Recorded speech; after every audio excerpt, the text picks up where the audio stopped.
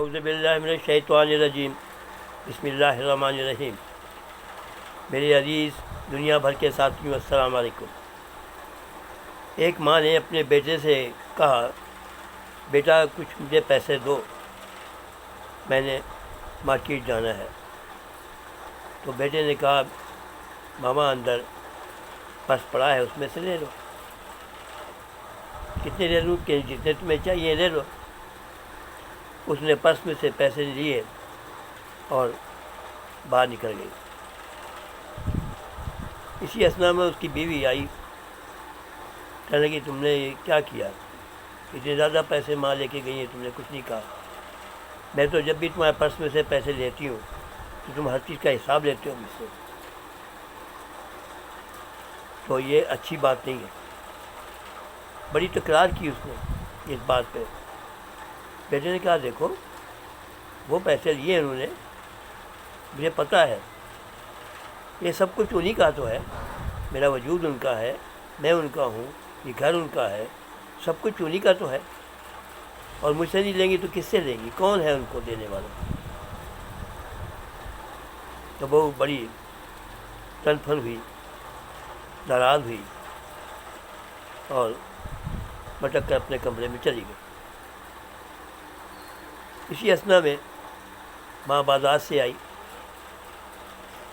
کچھ دیر کے بعد ماں نے کافی بیگ اٹھائے ہوئے تھے، آئی میز پہ رکھے۔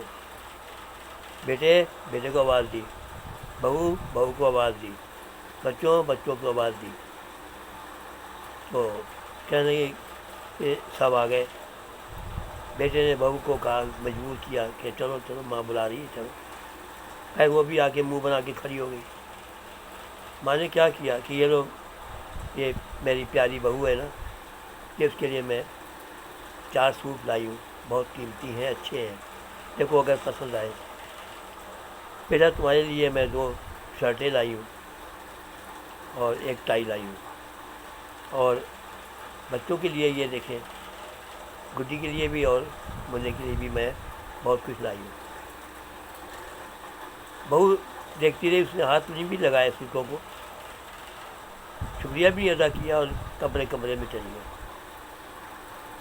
بہو نے کہا، ماں نے کہا، دیکھو کیا ہوا ہے، میں تو اس کے لیے بڑی پیار سے لے کے آئی ہوں۔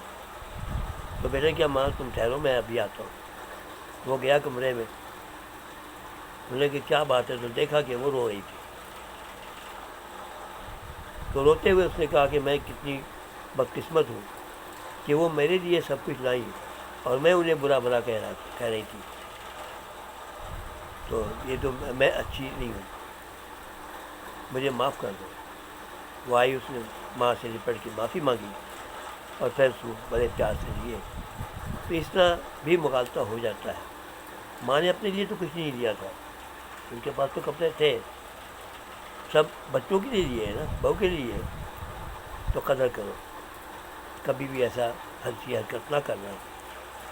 دیکھو کیا ہوتا ہے، پھر سوچو، پھر فیصلہ کرو، اور فیصلہ بھی ایسا کرو جو تمہارے لیے بہتر ہو۔ اگر بات پسند آئی تو بیل آئیکن پہ کلک کرنا، اپنے دوستوں کو شیئر کرنا۔ خدا حافظ۔ پاکستان زندہ باد۔